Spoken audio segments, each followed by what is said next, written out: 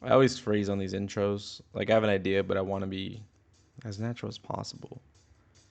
I don't know. I love baseball. That's a fun fact.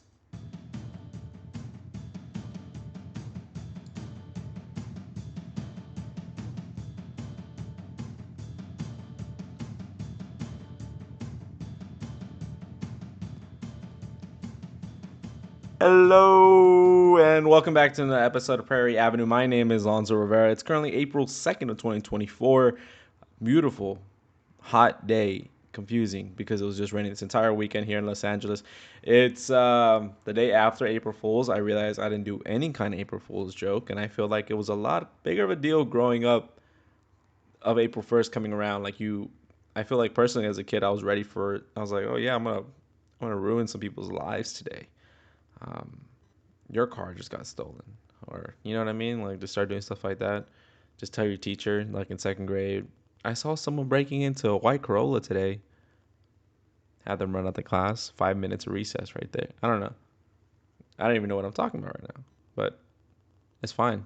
We can do whatever we want. Hey, welcome back. If you're on YouTube, hello. You can see how tired I am in my eyes and my face, and that's why I'll be like, "Oh, Alonso's tired." Yeah, I'm tired. I've had a really long weekend. I've done nothing but a lot of different activities, spending a lot of time doing a bunch of nothing and homework and editing and a lot of weird shit, to be honest with you. So it's been a process, and I've been trying to do all that with managing this podcast. Didn't put an episode out last week because I was really busy, so I couldn't really handle that. So I was just like, fuck it, I'm just gonna have to skip it out. And hopefully my Lonzo's lanes kind of made up for it. But if it didn't, you're fine because we're back, and it's a full episode this time, a full 30-minute plus episode, or around 30 minutes, however we end up going to, because I kind of just write the topics and kind of go from there.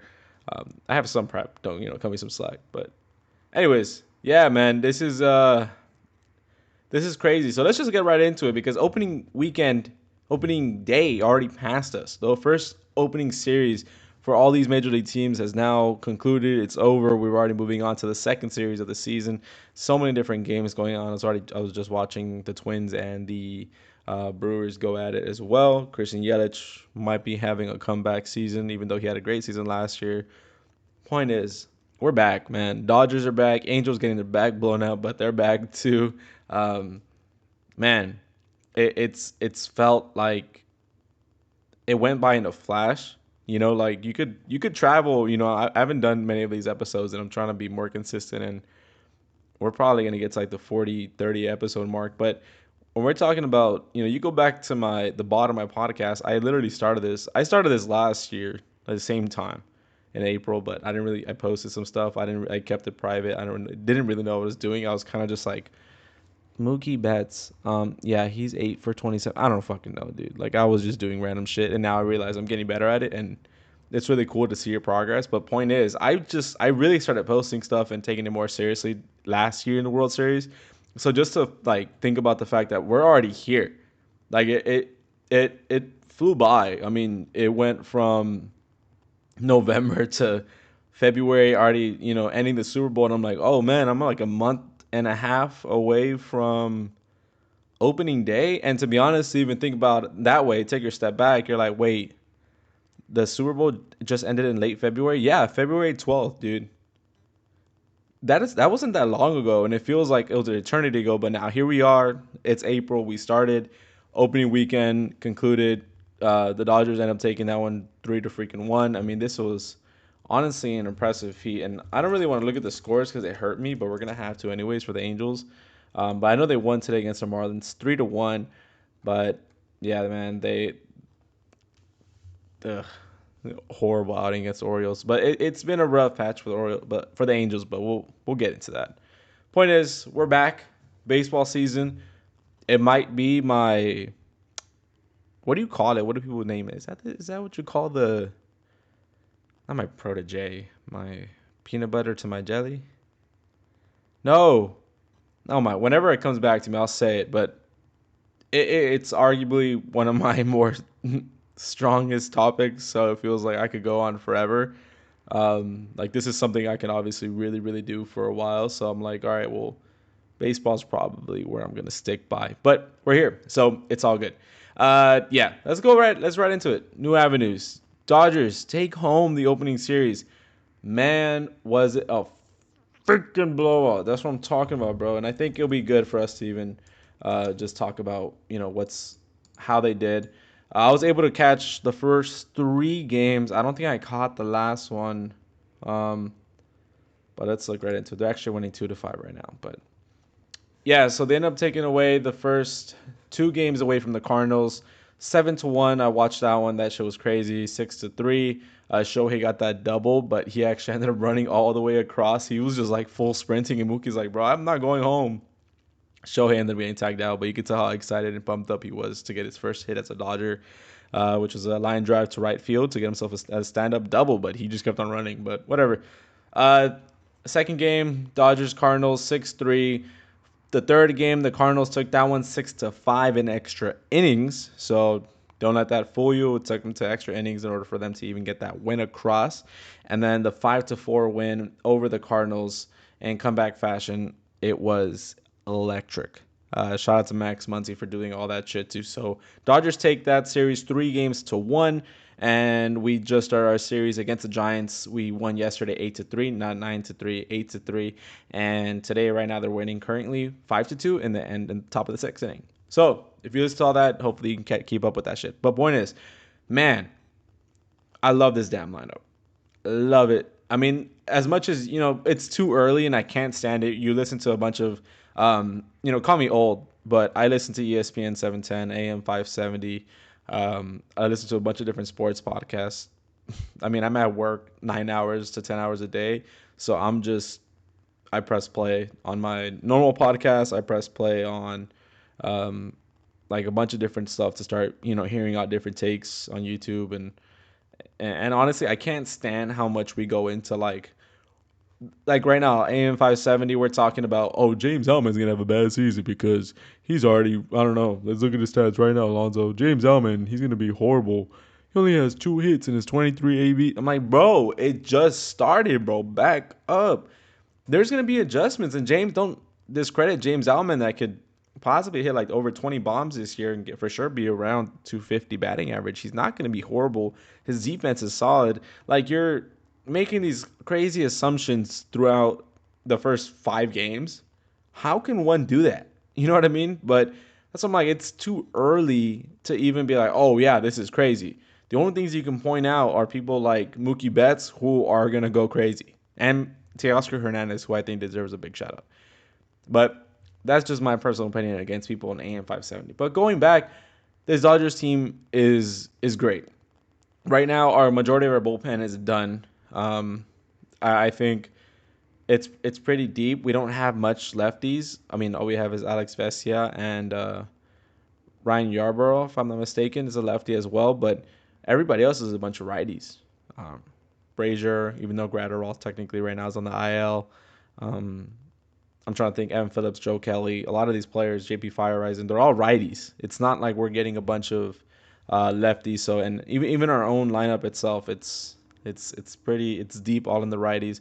Our entire rotation, Bueller, Tony Gonsolin, Emmett Sheehan, Dustin May, all righties, only lefties, Clayton Kershaw, who those are all hurt, and those are all names if you're a Dodger fan who these are guys that are supposed to be starting right now. Yeah, but we're getting it done with who we have right now, which is Glasnow, Yamamoto, Bobby Miller, Gavin Stone, and James Paxton, and that's another lefty right there. But James Paxton even actually went pretty deep yesterday as well. But this is a team that right now, the fact that at least this wonky kind of starting rotation with a really hard righty bullpen can still manage to get it done, that's all you need.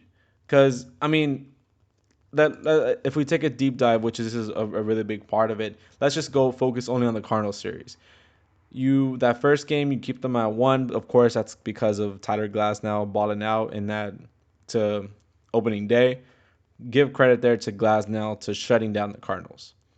Then Yamamoto kept down the Cardinals 3. Then after that, when we start relying on the other rest of Bobby Miller, which he also balled out. However, they give up a bunch of hits towards the end where the Cardinals came to win 6-5. Okay. And then you run to Gavin Stone. okay, can still manage to put away, give up some runs, but not a lot. And then yesterday, James Paxton finishing it through with only allowing, I believe, one or two. So this is a team that, even though we're not having everybody and all of our all stars and people that are supposed to be some aces for us, I mean, we don't have an ace. We have aces, plural. That's how dangerous this team is. And even though all of them are hurt right now and aren't supposed to come back until maybe June, July, halfway through the season, if at least 3 to 4 of our starters can just continue how we're doing now, this team is going to be over 100 wins. Easy. Easy. So I'm really glad that they're performing to what they can do. I'm really glad the bullpen is trying their absolute hardest. Once Bruiser Gatterall comes back, I'm excited for that. Evan Phillips is still a G, just does not allow any kind of runs. I remember in that extra inning game when we ended up losing 6-5, he came in and he struck out the last two just to get it out. You could tell Dave Roberts coming out. He came out with like a kind of like a fuck, like, you had to go to Evan Phillips. He gives it to Evan Phillips, strikes out two, ends the inning. We end up losing anyways, but still, Evan Phillips being Evan Phillips. So he's still who he needs to be. But let's just shout out because we have a good amount to talk about. But man, I can't stand when people are making assumptions when we're struggling already throughout the season. It's too early. But what things you can point out are the positives. So positives, like I just said, the rotation and the bullpen. Even though it's not a good amount of our great pitchers are hurt, they're still getting it done. We'll take that. You go to the defense. Let's talk about the defense. Playing amazing. Mookie Betts just looks so smooth. Seeing him yesterday, it was like, dude, how are you? You were a right fielder? Are you sure? Because it looks like you've been playing shortstop for a few years. He's smooth. You could tell his arm is getting a little bit more comfortable than what we saw in the first few games. When I saw him yesterday, he's just kind of smooth with it. Just you could tell he could probably put a little bit more, a little bit more strength into those throws. But either way, he's making them, so I'm not mad about it. Gavin Lux doing his thing, saw making some plays. Max Muncy, of course, can always improve on defense. We're going to see a good amount of mistakes already, but that's just the nature of having Max Muncy the third baseman. But he's really there just to hit homers and bring power to the team. Our entire outfield, I love it. Jason Hayward out there, first day, diving catch. James Allen can do it. Teoscar Hernandez can do it. Chris Taylor, we saw him twice already in left. This is a team that defensively is going to be one of the best. Will Smith gets extended. That's one of the best catchers offensively in the entire majors. I'm like, all right, defense, we're chilling. Offense, we could pick it up, but this is the catch. All right, this is the catch, and I need you to keep up with me because I'm just zooming. All right. When it comes to this offense, I mean, when you're talking about you're listening to Joe Davis or whoever's calling the Dodger game that you're listening to, you're like, all right, here we go. To the bottom of the first, Mookie, Shohei, and Freddie Freeman, 1, 2, 3. You're like, what the fuck? That's not legal because it shouldn't be legal. That's not something that should be okay to do because you're really like, how am I going to manage to pitch my way through those 1, 2, 3 without at least allowing a walk, let alone a hit? And I can't wait till we get some more statistics coming towards the end of the year and how well those three did throughout the entire season. But we'll go ahead and see.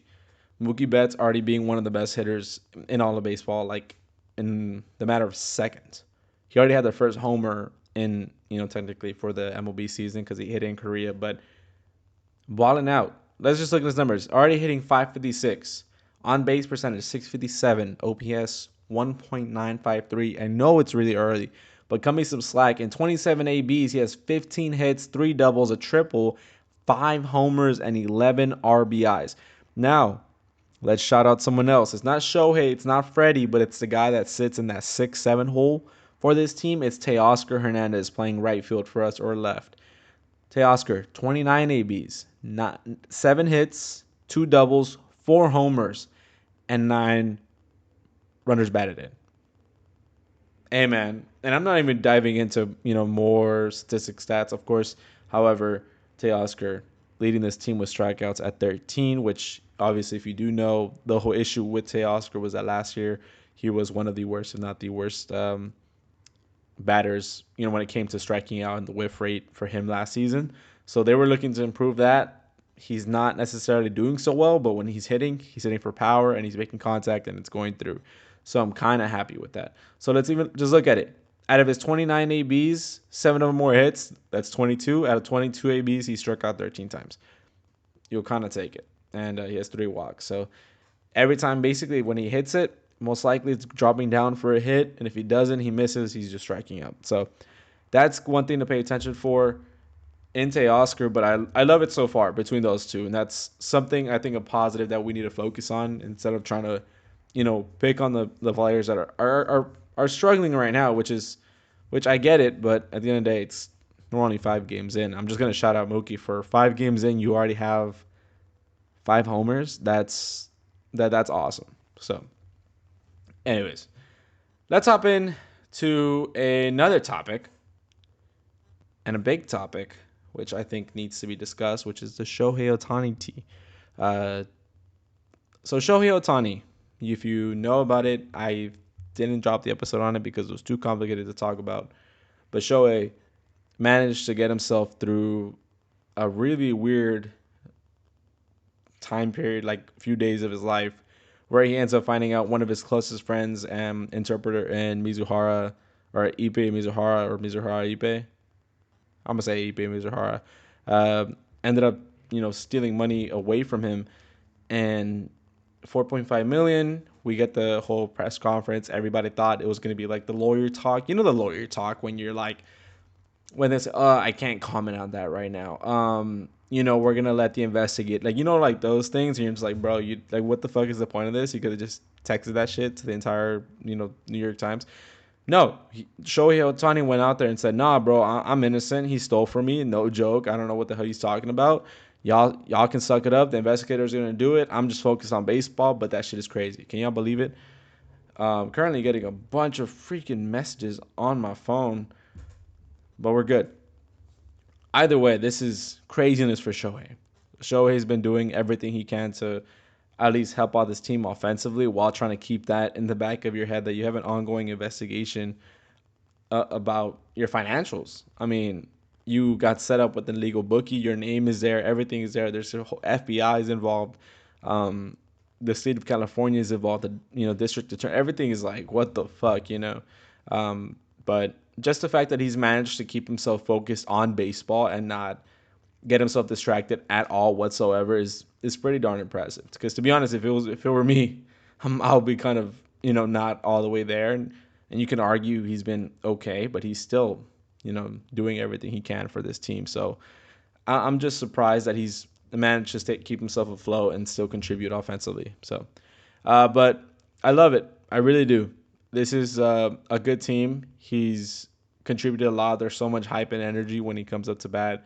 And even though he's only hitting 250 and kind of silent right now, you could just feel it. The entire crowd is in support of him and ready to support him on for the next 10 years that we have him. And I went yesterday, and this is a little personal time, but I went yesterday and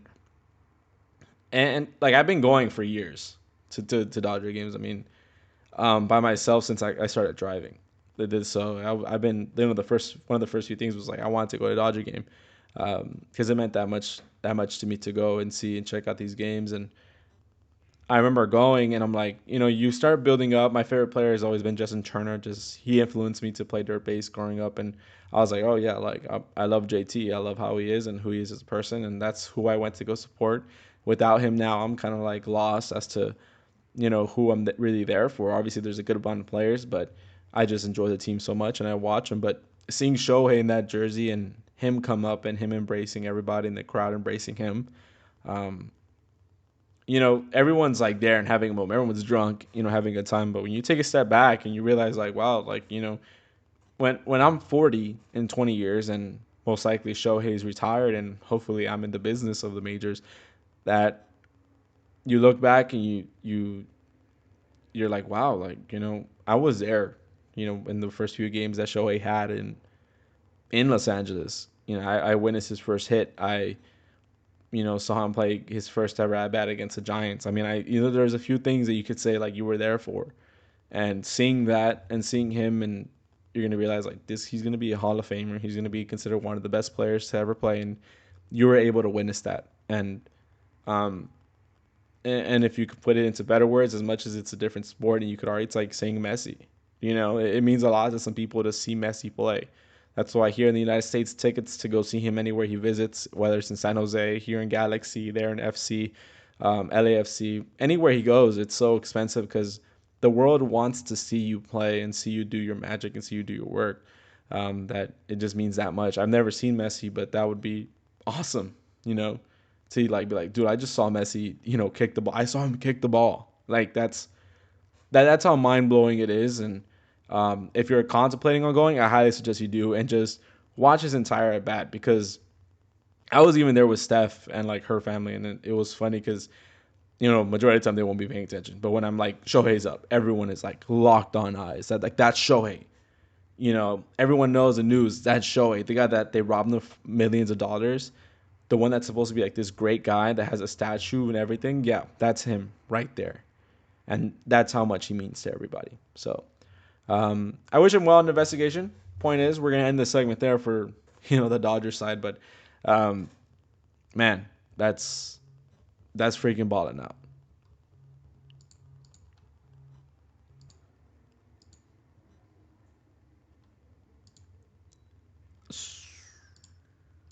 So our next segment, what are we gonna talk about?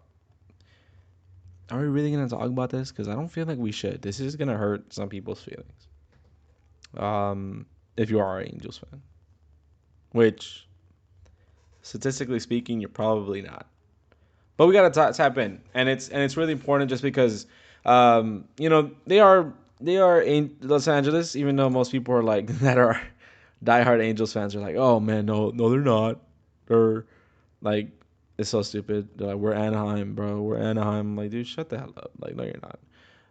You're Los Angeles. You're literally Los Angeles Angels, and then you want to write of Anaheim. Like, dude, you're LA. Okay. Um, yeah, man. I watched their game because they were actually the first game being played here in the U.S. to start off the opening day. And I watched them. They got blown out 11-3 by Corbin Burns on the mound. And actually, Mike Trout hit the first home run in the States besides Mookie Betts. He hit the first home run, and they still got blown out. So that sucked. They lost the first game 11-3. They lost the second 13-4. Ooh, had a little hiccup there. Woo, had that Chinese food coming back up. Angels then won the third game 4-1. They lost that series 2-1. They are now against the Marlins. They won yesterday. That puts them at 2-2, and they won today, which puts them in a winning record at 3-2. So, what can we talk about the Angels that could be so important? Well, not much, to be honest with you, because this is still a team that we don't know what's going to happen at all for their franchise in the upcoming future. But I do think that this is going to be a lot of fun to talk about when it comes to their lineup. And we already kind of dived into the entire bullpen, whole situation, what's going on with that, because they have a good handful of players that have experience. Even their rotation, like we mentioned, Patrick Sandoval, Canning, Detmers, Silseth, Tyler Anderson. These are all players who, to be honest with you, have done it and Tyler Anderson, don't forget, he was a Dodger. These are all players who have done it before at the big leagues, at this level. So it's not like they have a bunch of rotation pieces that are just like, oh, we don't even know who they are. No, you should know who everybody is here. 100%. I mean, Canning, Detmers, and Silseth, all homegrown. They were drafted. Tyler Anderson got signed from the Dodgers after the offseason 2022. He went literally across the 5 freeway to go join the Angels. And Patrick Sandoval, we got him in a trade from Houston in July 2018. So it's and he made his debut like a few years ago. But the point is that this is full of a bunch of guys who have done it. Their bullpen is a bunch of guys who have done it, but the lineup is not what worries me, but what kind of excites me. If I were to close my eyes, I don't want to say close my eyes, but if I were to bank onto who might have a better chance when it came to playoffs, because playoffs is totally different, and if the Angels were a 100-win team and if both the Angels and the Dodgers ended at the same record and they had to face off against each other in the World Series, I might say that this is a better chance of the Angels winning than the Dodgers, personally speaking. Why? Because I just love everything that has to do with their lineup. Anthony Rendon, hopefully, if he decides to love baseball again and realize that the only reason why he's living is because of the sport, he can ball out and do his thing. He can hit over 30 bombs. Don't forget about that. Nolan Schwannel, he's Schwanwell, lefty, drafted in the first round of last year's draft, and now already up 22 years of age. Hopefully, ends up balling out. Mike Trout, of course, Mike Trout. Everyone's hot take is that he's going to be another MVP, the guy this year. Taylor Ward in left, he can ball out. Brandon Drury, who's been kind of this amazing utility role kind of guy, can do it. Aaron Hicks, Yankees, Baltimore Orioles, switch hitter, can do it all in the outfield. Don't count him out. Logan O'Hoppe can do it. Mickey Moniak, a lefty. Zach Neto. Even though I understand a good handful of those guys are all young kids, I'm gonna give it to you. Like, I'm gonna be real with you. If they were both 100-win teams, I might have to take the Angels over. Currently on how it is, I think the pitching will go to the side of the Dodgers 100%. But this is still a team that if the Dodgers rotation were to stay the same right now with this rotation of the Angels, oh yeah, 100%. I think most people would argue that it might be the Angels have a better chance at this. I love their lineup. I love their team so much, and just for them to be 3-2, and I know I made it sound like they were doing pretty poorly. It's just they didn't start off right. They had a meeting after game two, like a whole team. No press conference was allowed. No press was allowed inside of the clubhouse. No one can come in. Everyone's blocked off. It's a team meeting because after you get blown out 11-3, then 13-4, Ron Washington's like, okay, we're not doing anything what we plan to do already, and that's not how we're gonna start. And Ron Washington being your manager, that does something for me. I kind of turns me up. That kind of turns me up. Like, this is going to be a pretty good team if they listen to Ron and what happens next for them. But they had a meeting after game two of the season and said, you know what, let's fix it. They ended up fixing it. They're 3-2 now. They play against the Marlins tomorrow at 10 a.m. and then they come back home to take on the Red Sox. So a little bit exciting, a little bit worrisome. We just don't really know where they're gonna go on, but it's for sure, honestly, a team that could get over 500 and that could be sneaky with.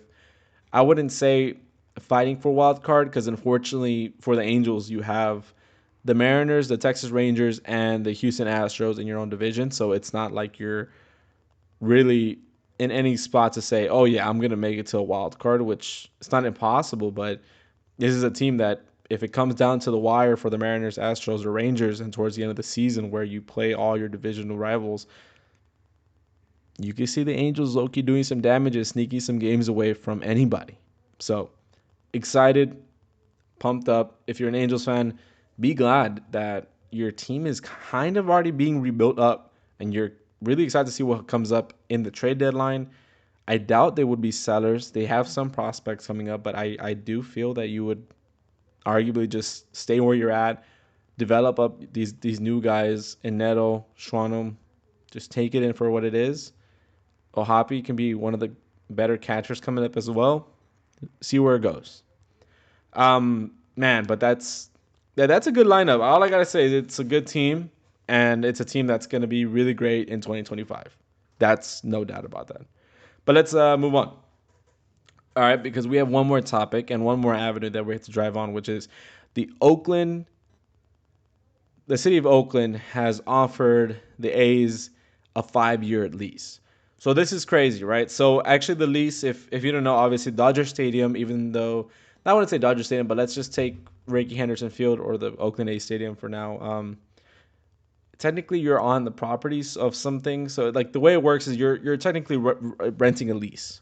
You're signing a lease that I'm going to be here for 5 years. They're offering them, I think, 5 years, $97 million to the A's owner. Says, hey, up until whatever you get done in Vegas, by the time you finish building it, the lease should be done. So you pay us nearly 100 mil. You have the space for 5 more years. You can focus on your Vegas proposition, and we'll go from there. And so apparently they're meeting up on it, I think tonight, or they were going to meet on it tomorrow morning.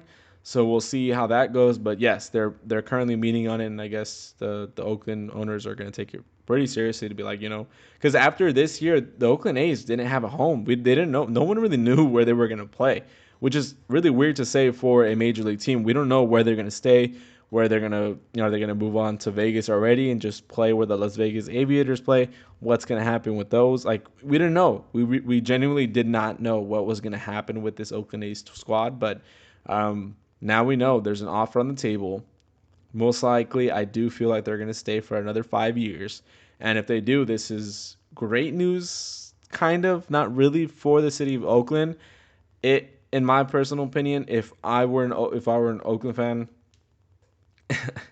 I would just be like, get the fuck out of here. Like, there's man, the Angels owner already has shown how much he genuinely doesn't care for the fans, how much he genuinely wants to leave Oakland as soon as possible. I'd rather just let him leave already and have him figure out and play in a really small stadium wherever he can find one. Um, it's a shame to what's happening to the Oakland fan, and it breaks my heart every single time. We saw all the boycotts. We have that one big. Let me actually find the name of. I don't know. I'm gonna find it. The deep bar, the dive bar. I think somebody's called the dive bar, which is the guys who are sell the team shirts for all the boycotting fans of Oakland. You saw an opening day. There were just a few thousand people inside for the opening day, but there's actually more people outside in the parking lot boycotting the game. Like, we're not going to go inside. We're not going to pay for a ticket. They didn't pay for parking. They're just in there, just chilling. But you can tell that the team doesn't care. The owners don't care about the fans, about bringing anybody in. All they're focused on is how do we get to Vegas and how can we do that as soon as possible and get it done. Of course, there's still issues with Vegas. Supposedly, there's issues with how are they going to fund the entire project. A bunch of taxpayers in Vegas don't want to pay for it. They said we moved to Nevada for not to have as many taxes, so there's no way in hell I'm paying for that stadium. There's some mayors and stuff they're not happy with the move at all. There's so much going on that it's like, dude, how are you even gonna get this done? And knowing them and people with money, these millionaires, are they're just gonna get it done. That's just the nature of the game. So whatever. But it's if I were an Oakland fan, I just wouldn't want them in Oakland. Be like, go figure it out. You've already broken my heart. I don't need you still here playing for another 5 years. You obviously want to leave so bad, and but the city of Oakland said 97 million, 5 more years, non-refundable. Like, no, that was like one of the biggest things, non-refundable. We keep all the money.